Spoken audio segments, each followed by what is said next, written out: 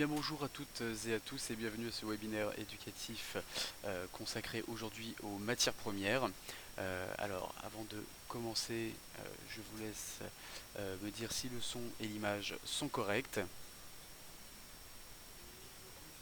Alors on confirme que l'image et le son sont corrects, donc nous allons débuter déjà par cet avertissement. Donc négocier sur marge sur le marché des devises ou via des produits CFD comporte un risque élevé et ne peut être recommandé à tout investisseur.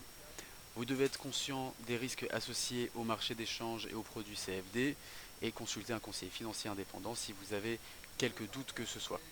Toute opinion, information de marché, note de recherche, analyse, prix et autres notifications ont pour seul et unique but de commenter l'évolution de marché, d'échange et ne constitue en aucun cas un conseil d'investissement. FXM ne pourra en aucun cas être tenu responsable de pertes ou dommages occasionnés, incluant des restrictions, des pertes ou manques à gagner qui pourraient découler directement ou indirectement de l'utilisation de ces informations. Alors, donc, comme je vous l'ai dit, ce soir, c'est le webinaire sur les matières premières, donc comment les intégrer à son portefeuille de trading. Pour cela, nous allons voir dans un premier temps une introduction théorique avec une définition et un fonctionnement des matières premières. Quelles sont les classes de matières premières et quelles peuvent être les différentes places boursières. Suite à cela, nous allons rentrer un peu plus dans le sujet où nous allons voir comment investir sur les matières premières à travers une classe d'actifs à part entière. Les matières premières ensuite chez FXCM proprement dit et des facteurs qui influencent les prix des matières premières. Enfin, dans une dernière partie, donc tout ce qui va être stratégie et corrélation. Donc, dans un premier temps, voir les corrélations positives, les corrélations négatives et d'autres corrélations qui peuvent être avec le cuivre.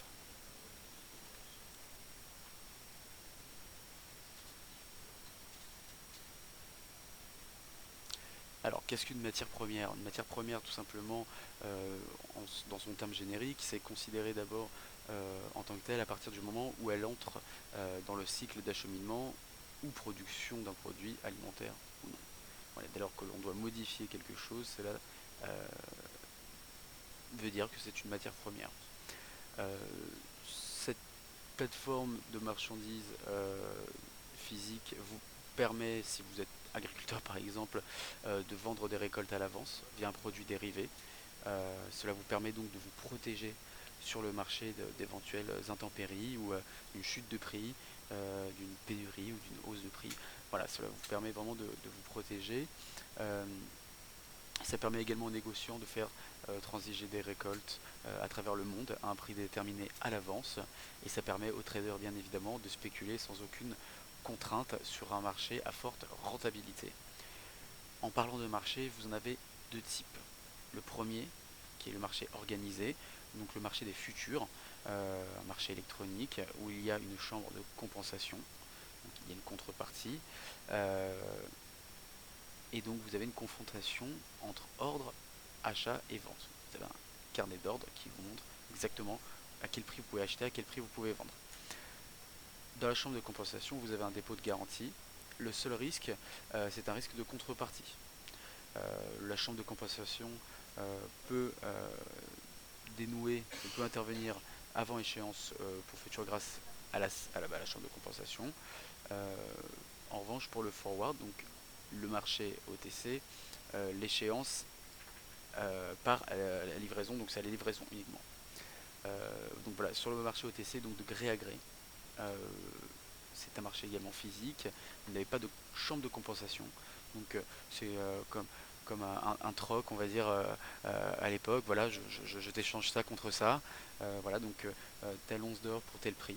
Voilà, on se tape dans la main entre guillemets et l'affaire est faite. Et on est dans une confrontation donc directe de l'offre et de la demande.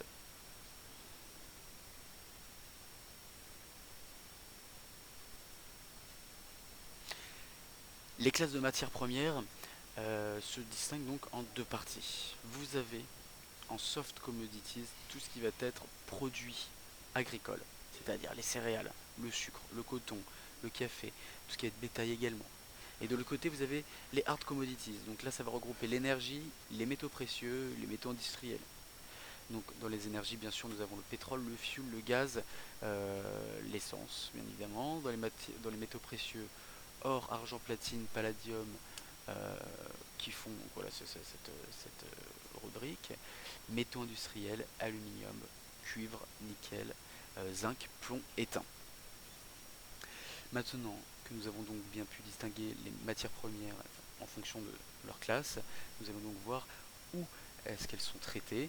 Donc vous avez maintenant la principale place boursière donc pour les matières premières uniquement en soft commodities, la bourse de Chicago, le Chicago Board of Trade, où là sont traités donc le blé, le maïs, le riz, l'avoine, donc vraiment tout ce qui est soft commodities.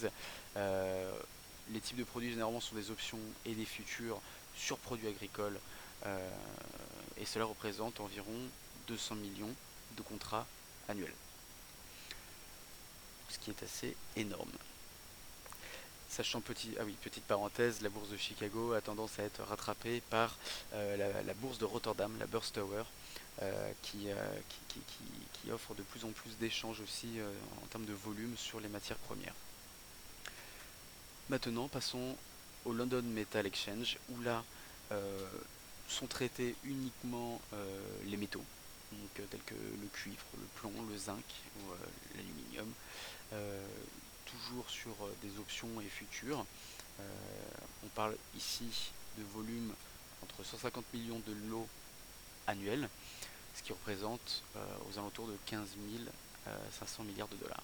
Donc, ça fait réel volume.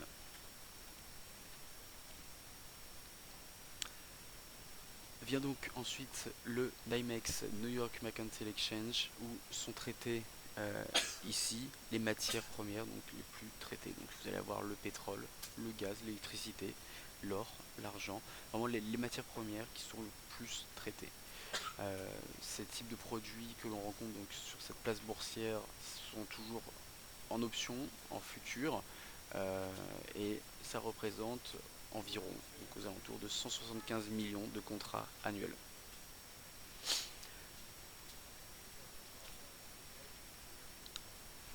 Maintenant, l'ICE, ou plutôt l'Intercontinental Exchange, situé à Atlanta. Ici, vous allez avoir tout type de matières premières. C'est-à-dire que vous allez pouvoir traiter le pétrole, le gaz, le cacao, le jus d'orange, le café, le coton. Ça va mélanger les soft commodities, les hard commodities, autant les plus traités que les moins traités. Vous allez trouver réellement tout sur cette place boursière. Voilà, c'est les horaires de cotation sur 24 heures sur 24, sauf horaire de maintenance, voilà, comme précisé, donc de 12h30 à 13h30. Il faut bien une petite pause quand même. Mais voilà, encore une fois, les types de produits sont des options, des futurs, donc sur tout type de matières premières. En termes de volume, nous sommes actuellement à 280 millions de contrats annuels. Les places boursières ne cessent d'avoir des contrats traités qui augmentent d'année en année, pour la simple et bonne raison que l'homme se développe de plus en plus et a une croissance exponentielle. L'empreinte démographique de l'homme croît chaque année.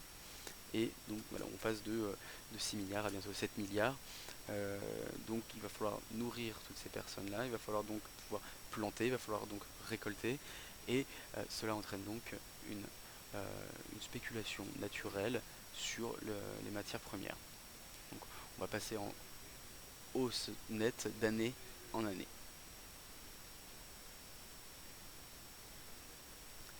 La volatilité, elle, bien évidemment, suit également la tendance.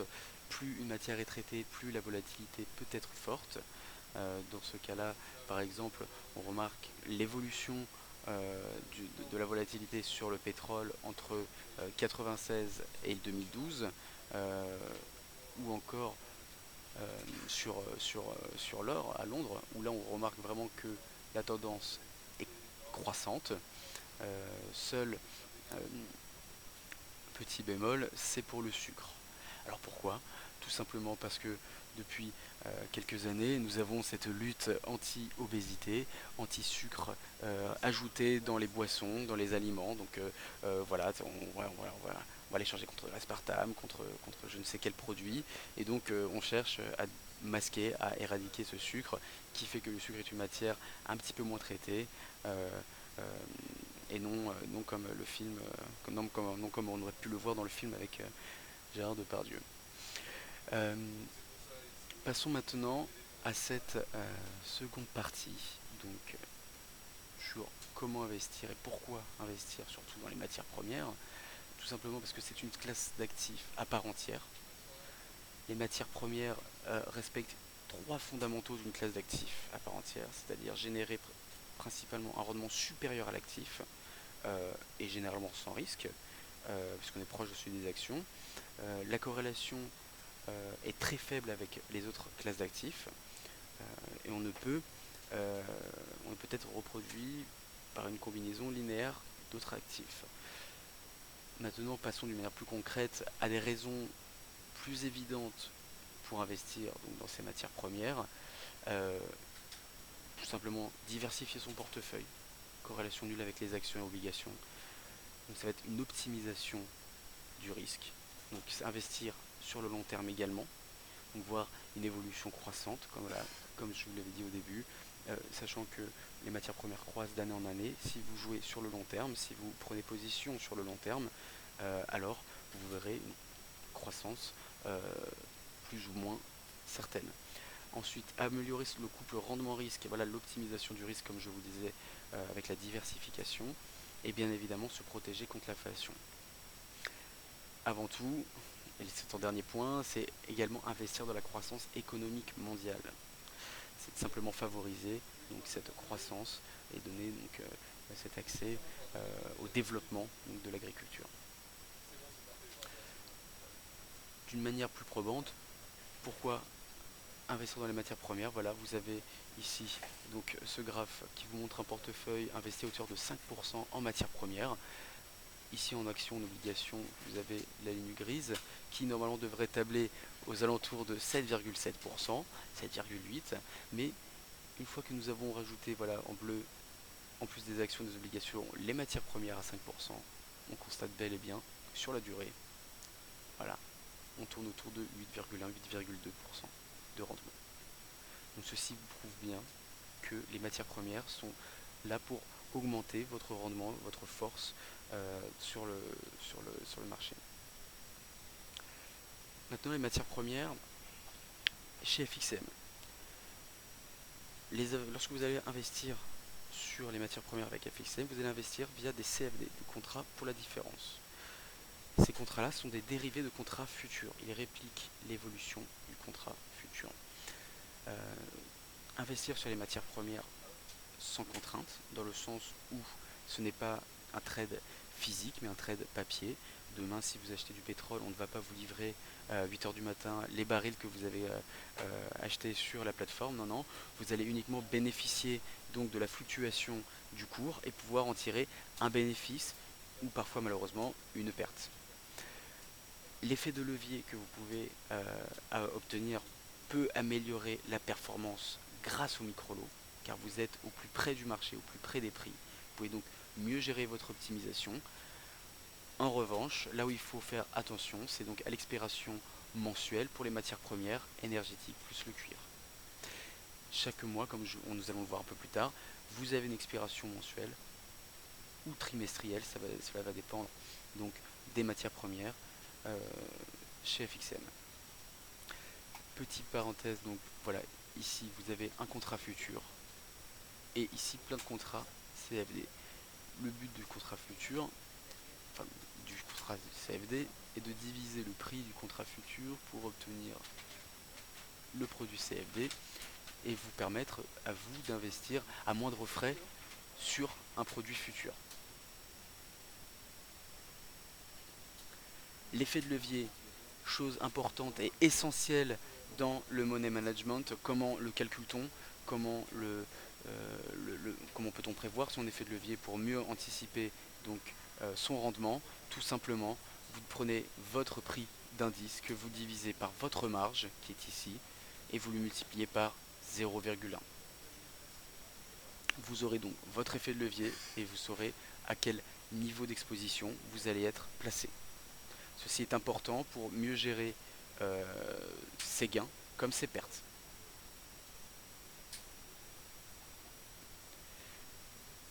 Le tableau donc des matières premières chez FXCM, où vous avez là par exemple pour l'US Oil, l'UK Oil et le N-Gas, les tailles minimum de transaction, les tailles maximum de transaction, bref vous avez toutes les caractéristiques sous toute devise pour trader ces matières premières.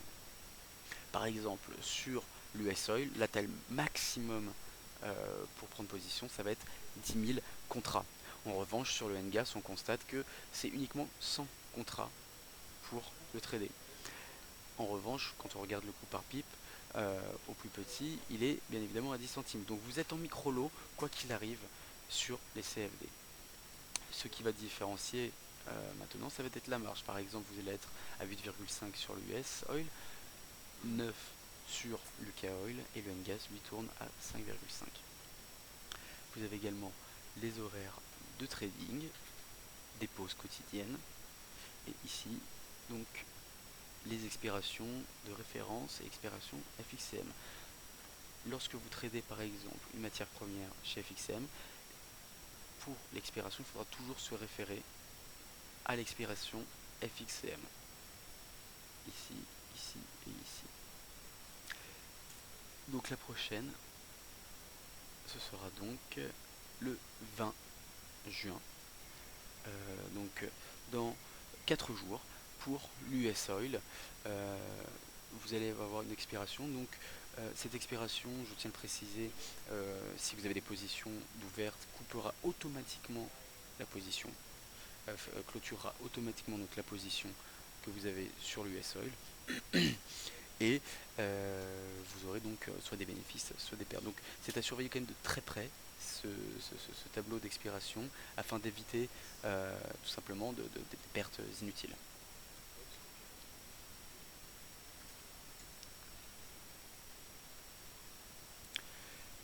Voici maintenant donc un tableau similaire pour les métaux, où vous avez l'or, l'argent, le palladium, le platinium et le cuivre, où vous avez exactement les mêmes caractéristiques, et également donc, par exemple pour le cuivre, les expirations donc, qui sont mensuelles. Je tiens à préciser par rapport au palladium et au platinium que ces deux actifs vont être retirés de la liste proposée par FXCM et vont être remplacés très prochainement par de nouveaux actifs, lesquels nous ne le savons pas encore, mais dès que nous le saurons, vous serez tous les premiers avertis. Nous allons donc ensuite passer sur les facteurs qui influencent le prix des matières premières. Premièrement, 8 facteurs qui les influencent: la croissance économique mondiale, le niveau d'inflation, la valeur du billet vert, donc du dollar, car les échanges se font bien évidemment en dollars et non pas en euros, le dollar étant la monnaie entre guillemets du business et des échanges, c'est aussi la référence. En quatrième, nous avons les productions, les stocks, réserves mondiales de matières premières. En 5, la spéculation, parce qu'elle est excessive. En 6, les enjeux politiques, également les coûts d'acheminement et distribution, et bien évidemment l'offre et la demande au moment de l'achat ou de la vente. Comment connaître ou suivre ces facteurs d'influence? Tout simplement, il faut se référer aux chiffres, aux perspectives de croissance économique mondiale. Regarder via notre calendrier économique, donc de Daily FX, l'évolution et les prévisions du taux d'inflation, le cours du dollar par rapport aux autres devises, les niveaux de stock, production, de réserve de matières premières mondiales, et bien évidemment jeter un œil sur le niveau de la spéculation.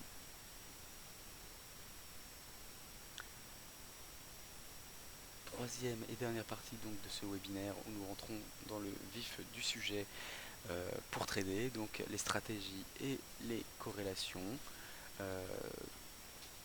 Une corrélation, donc là par exemple positive, généralement, donc ça va être entre l'AUD et l'or. sachant que l'Australie est le troisième plus grand producteur d'or au monde. Il y a un regain d'intérêt pour l'AUD lorsque l'or prend de la valeur. Pourquoi? Tout simplement, lorsque vous achetez de l'or en Australie, vous le payez en dollars australiens. De ce fait, le dollar australien prend de la valeur en même temps que l'or qu'il produit. Vous avez également une valeur corrélation positive entre le NZD et l'or, entre le CAD et le pétrole, car le Canada est principal fournisseur de pétrole des États-Unis. Donc quand le pétrole augmente, l'USD CAD baisse. L'euro USD, GBP USD, or et pétrole sont des parités dont la deuxième devise l'USD. Quand l'euro et le GBP augmentent, l'USD baisse. L'or et pétrole augmentent, ils sont cotés en USD.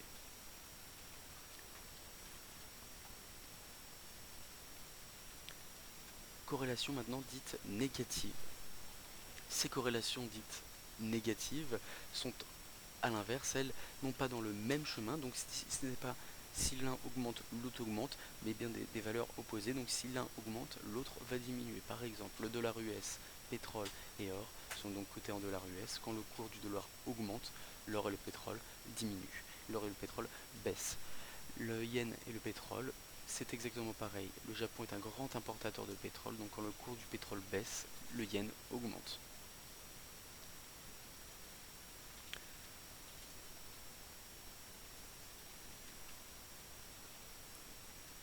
Sur les corrélations donc avec d'autres matières premières comme le cuivre, une hausse des prix, comme l'indique l'expansion industrielle dans le monde, permet au cuivre de lui s'apprécier également. C'est idem donc pour les métaux de base, avec la forte industrialisation, dès lors que vous avez un regain d'intérêt donc pour l'industrialisation, des rénovations, etc. Le cuivre va prendre en valeur donc, et suivre ce mouvement. Les matières premières agricoles subissent donc des hausses de prix en même temps que l'augmentation de la démographie. C'est exactement ce que je vous disais donc au début de ce webinaire. Les matières premières agricoles suivront toujours la démographie. Si demain la population mondiale diminue, les matières premières agricoles subiront une baisse des prix.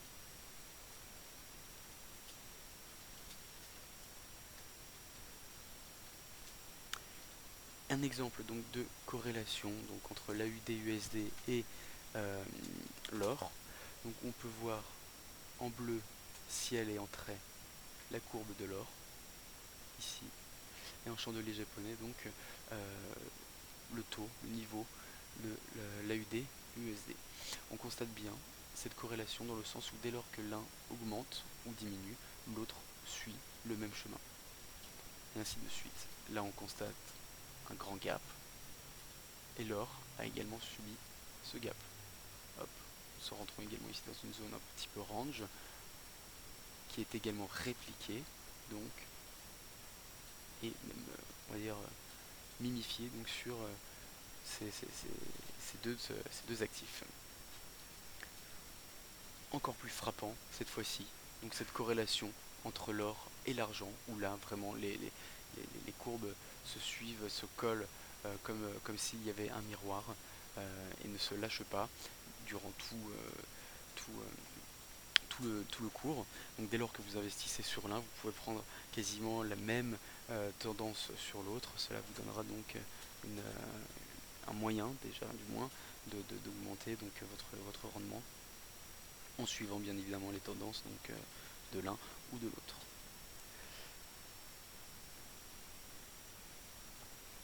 Donc voilà, je vous remercie pour votre attention. Nous allons donc passer aux parties des questions.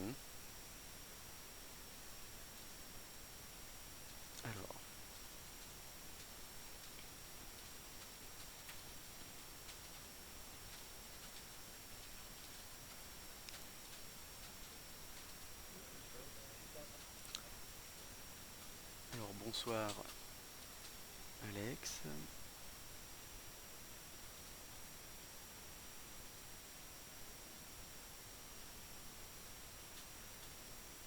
Alors, pas de questions non plus ce soir. D'accord. Écoutez, je vous souhaite une bonne soirée et je vous dis à très bientôt. Au revoir.